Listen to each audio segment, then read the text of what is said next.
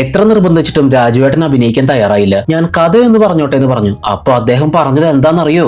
ലോകേഷും മൗലികാരും വെല്ലൊരുമിച്ച് ചെയ്യുന്ന പടത്തിന്റെ കഥ കേൾക്കാൻ വരെ ടൈമില്ല, അപ്പോഴാണ് ഞാൻ അഭിനയിക്കുന്ന പടത്തിന്റെ കഥ. പിന്നെ പറഞ്ഞു വിദേശ രാജ്യമായ ലിസ്ബണിലാണ് ഷൂട്ടെന്ന്. അപ്പൊ പറയാ ലണ്ടനിലെ വാട്ടർലൂ സ്റ്റേഷൻ ബ്ലോക്ക് ചെയ്തിട്ടൊന്നുമല്ലോ, പൂവാൻ പറ. ഒടുക്കം ഞാൻ പറഞ്ഞു മലയാളത്തിൽ കണ്ടതിൽ വെച്ച് ഏറ്റവും കിടിലൻ വിഗ്ഗാണ് തരാൻ പോണേന്ന്. കണ്ണ് നിറഞ്ഞു പോയി ആ മനുഷ്യന്റെ. ഈ വിഗാണിൽ ഞാൻ ഡേറ്റ് തരാം, കാരണം വിഗുകൾ എന്നും എന്റെ ഒരു വീക്ക്നെസ് ആയിരുന്നു.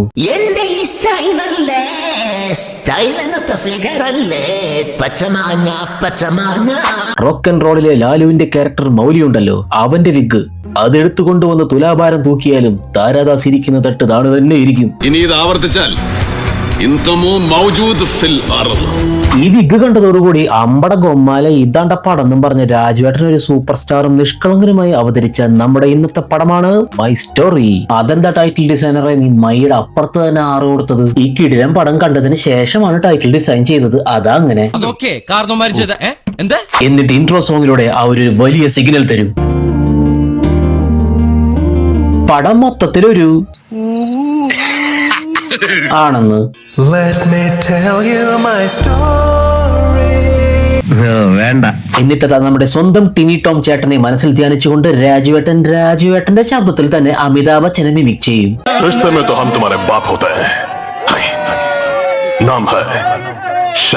നിനക്കിതെങ്ങനെ സഹിക്കാൻ കഴിയും ജോസേ? എന്നാലും അതല്ലല്ലോ, എവിടെയോ വെച്ച് കണ്ട പരിചയമുണ്ട്.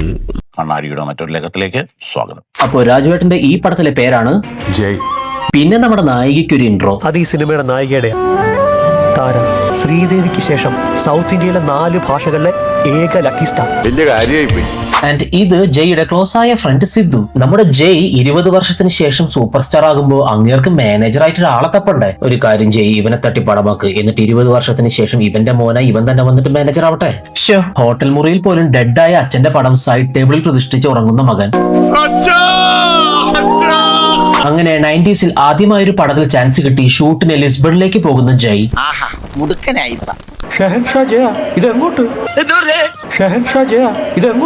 ഈ അവിഞ്ഞ സാധനം ചെയ്തതിനാണോ ഇവനെ ഷെഹൻഷാ ജയ എന്ന് വിളിക്കുന്നത്? ഈ പടം നോൺ ലീനിയർ ആയിട്ടാണ് പോകുന്നത്. പക്ഷെ പ്രിയപ്പെട്ട പ്രേക്ഷകർക്ക് എളുപ്പം മനസ്സിലാകാൻ വേണ്ടി ഞാനത് ലീനിയർ ആയിട്ട് പറഞ്ഞു തരാം. അല്ലാതെ നോൺ ലീനിയർ ആയിട്ട് സ്വിച്ച് ചെയ്ത് പറയാനുള്ള ബുദ്ധിമുട്ടോണ്ടല്ല അല്ലേ? അങ്ങനെ ലിസ്ബണിലെത്തി അവിടെ താരചേച്ചി കല്യാണം കഴിക്കാൻ പോകുന്ന ആളാണ് അവിടുത്തെ കോടീശ്വരനും ജയുടെ ഫസ്റ്റ് പടത്തിന്റെ പ്രൊഡ്യൂസറുമായ David Eappen.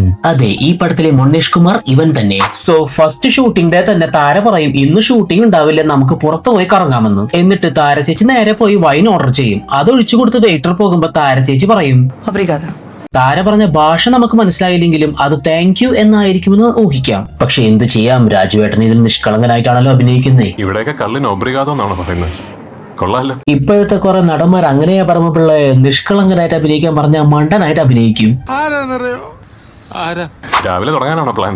And താരചേച്ചി be like, ഒരു നാടിനെ ശരിക്കും മനസ്സിലാക്കണമെങ്കിൽ അവിടുത്തെ കുറെ സ്ഥലങ്ങളും ആൾക്കാരെയൊക്കെ കണ്ടാ പോരാ, ആ നാട്ടിലുണ്ടായ കള്ളു കുടിക്കണം. കള്ളു കുടിക്കുവാൻ എല്ലാവർക്കും ഒരു കാരണമുണ്ട്. പിന്നെ അവിടെ നിന്ന് ഒരു പാട്ടും ഡാൻസും.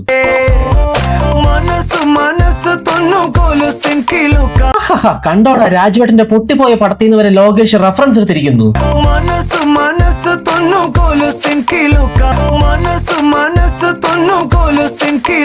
ബട്ട് അതിനേക്കാളും എന്നെ ഞെട്ടിച്ചത് യുദ്ധം കൊടുമ്പിരി കൊണ്ടിരിക്കുന്ന ഈ സമയത്ത് തന്നെ ഈ സിനിമ എന്റെ മുമ്പിലേക്ക് വന്നതാണ്. രാജുവേട്ടൻ wants to pass a message to the world through me. Here we go.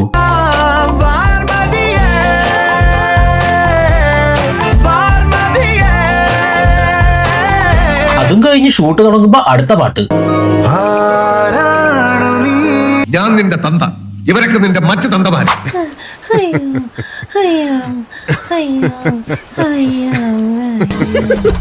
എന്നിട്ട് ഷൂട്ടിന്റെ ഇടയിൽ താര ജയിക്ക് ഒരു ഫോൺ കൊടുത്തിട്ട് പറയും, നാളെ നമ്മുടെ മാനേജറും സുഹൃത്തും കാലണ്ടറും അലാം ക്ലോക്ക് ഒക്കെ ഇവനായിരിക്കും. അപ്പൊ ജയിന്റെ ഉള്ളിലത്തെ ഗുൽമോഹർ അങ്ങോട്ട് ഉണരും.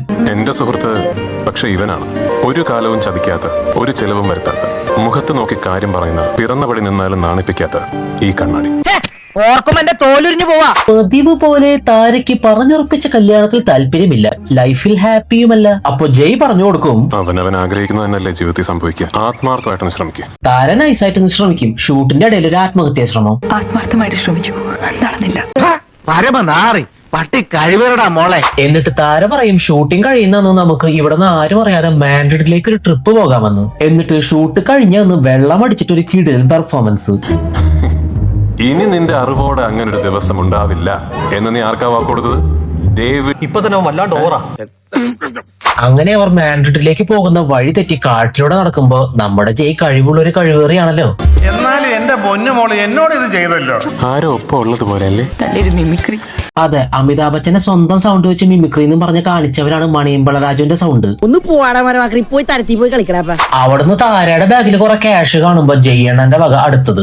ഒരു കാര്യം ഞാൻ പറഞ്ഞേക്കാം, കൊലപാതകത്തിന് കൂട്ടുനിന്നാലും മോഷണത്തിന് ഞാൻ കൂട്ടുവെക്കില്ല. മിസ്റ്റർ ജയ്, എനിക്ക് നിങ്ങളെ മനസ്സിലാകുന്നില്ല. എന്തിന്റെ കുഞ്ഞാണോ ഇത്? അങ്ങനെ അവര് നടന്നിരുന്ന ഒരു ക്യാബിനിൽ എത്തിയിട്ട് താര പറയും, എന്നാ ഇനി ഞാൻ കഥയല്ലാത്തൊരു കാര്യം പറയട്ടെ, എന്റെ കഥ. വേണ്ട കണ്ടെത്തണ്ട.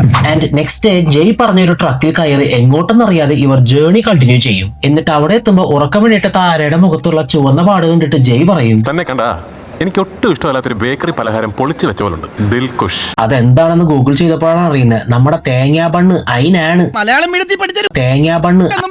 നിങ്ങളുടെ നാട്ടിൽ ഇതിന് എന്ത് വിളിക്കുമെന്ന് താഴെ കമന്റ് ചെയ്യുക. അതും തപ്പി പോയപ്പോഴാണ് ഇലയിടയ്ക്ക് വത്സൻ എന്നൊരു പേരുമുണ്ടെന്ന് ഞാൻ അറിഞ്ഞത്. ഞാൻ വിഷയത്തിലേക്ക് തിരിച്ചു വരാം. ഒടുക്കം അവർക്ക് ഇറങ്ങി തിരിഞ്ഞ തീയത് നമ്മുടെ ഡേവിഡ് ഈപ്പന്റെ ഹെഡ് ക്വാർട്ടേഴ്സിലേക്ക് തന്നെ. എന്നിട്ട് അവിടുന്ന് ഒരു ബാറിൽ കയറി ഫുട്ബോളുകളിൽ ഒരു ടീം ജയിക്കുമ്പോ അവിടുത്തെ ഒരു ലേഡി പുള്ളിയിലെ ഫ്രഞ്ച് കിസ് അടിക്കും. അപ്പതാ ഒരു നാണക്കാരന്റെ അഭിനയം.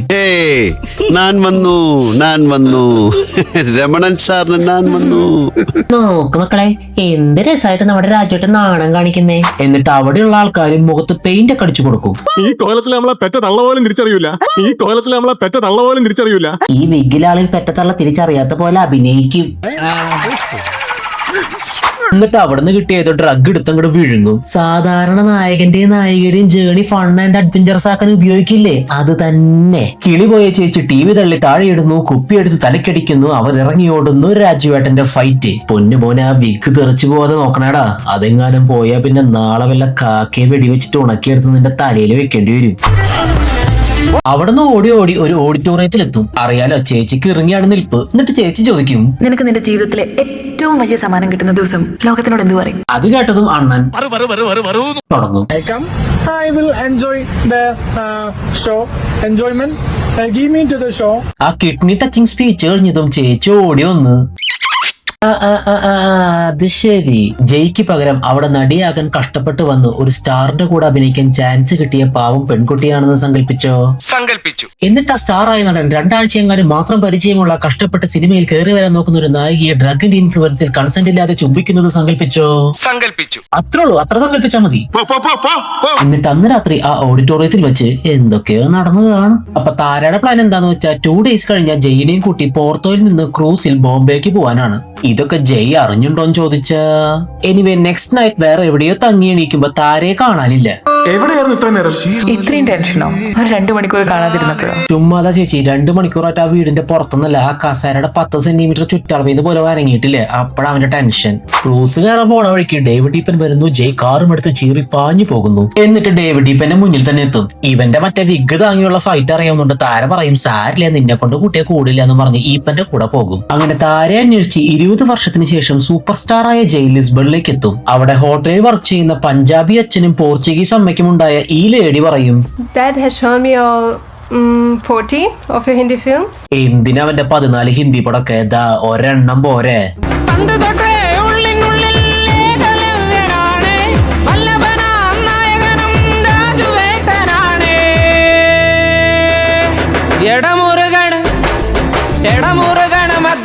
എന്നിട്ട് അവളോട് ഡേവിഡ് ഈപ്പനെ കണ്ടുപിടിച്ച് തരാൻ ഹെൽപ്പ് ചോദിക്കും. പിറ്റേ ദിവസം ഇങ്ങനെ പബ്ലിക് ട്രാൻസ്പോർട്ടിൽ ട്രാവൽ ചെയ്യുമ്പോ ദേലവൾ, അറിയാലോ ജയ് മാനിനാണല്ലോ, പുള്ളി ചോദിക്കും, ഞങ്ങളുടെ ജയനായിട്ട് അവളുടെ കളി ഇപ്പൊ കിട്ടും. പഞ്ചാരത്തന്തേ. ഡയറക്ടർ മാഡം, 20 വർഷം കഴിഞ്ഞ് എന്റെ മോളായിട്ട് അഭിനയിക്കുന്നത് ആരാ? ഒരു വിഗ് അങ്ങോട്ട് തരും. അങ്ങനെ ജയ് താരയുടെ മകളുടെ അടുത്തേക്ക് എത്തും. ഹിമയെ കാണിക്കുമ്പോൾ ഇല വീഴട്ടെ, ഇനി ജയിനെ കാണിക്കുമ്പോൾ ഇല വീഴട്ടെ. ഹിമ എക്സൈറ്റഡ് ആയിട്ട് ചോദിക്കും,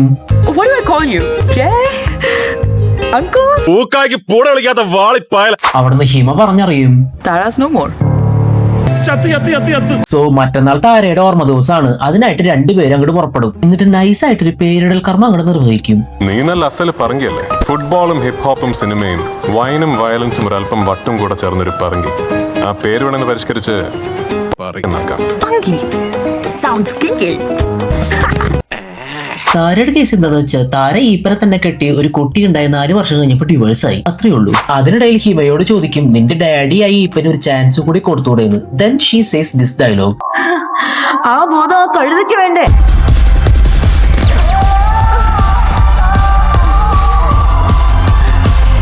ഇങ്ങനൊരു സീനൊക്കെ എടുത്തു വെച്ചിട്ട് ഇവരുടെ അടുത്ത സീനിൽ ഡാർക്ക് ഫാന്റസി ബിസ്ക്കറ്റ് ഒക്കെ സൂം ചെയ്ത് കാണിച്ചിട്ട് പുള്ളിനെ കാണിക്കും. അവസാനം ജയ് സത്യങ്ങൾ തുപ്പാൻ തുടങ്ങും. അന്ന് രാത്രി താര എസ്കേപ്പ് ആവാൻ നോക്കുന്നത് മുതൽ ഫുൾ ജേണി ഇവൻ ഈപ്പൻ അറിയിച്ചിരുന്നു. അവള് ഇപ്പൊ ഈ തുടങ്ങുന്ന യാത്ര വന്ന് അവസാനിക്കുന്നത് നിങ്ങളിൽ തന്നെ ആയിരിക്കും. എന്നിട്ട് ഇപ്പൊ അതിന് സോറി പറയാൻ കെട്ടിയെടുത്തിരിക്കുകയാണ്. എന്നിട്ട് അതും പറഞ്ഞ് ഹിമ പോകും. അവൾ അന്വേഷിച്ച് ഇങ്ങേര് നടക്കും. അപ്പൊ അവൾ അതൊരു ബെഞ്ചിലിരിക്കുന്നത് കാണും. And here goes the famous dialogue. ഒരാണിന് നഷ്ടപ്പെട്ടാൽ പകരം കിട്ടാത്തത് ഒന്നേ ഉള്ളൂ, അവന്റെ പുല്ല്. ഇൻസ്റ്റാഗ്രാംകാരന് ഒറിജിനൽ ഡയലോഗ് മറന്നുപോയി. ഒരാണിന് നഷ്ടപ്പെട്ടാൽ പകരം കിട്ടാത്തത് ഒന്നേ ഉള്ളൂ, അവന്റെ പെണ്ണ്. സർവ്വമാന്യനാണ്, ഒരു അന്തസ്സുണ്ട്. അപ്പോ അത് അവിടെ സർപ്രൈസ് ആയിരിക്കുന്നു. താര മരിച്ചിട്ടില്ല.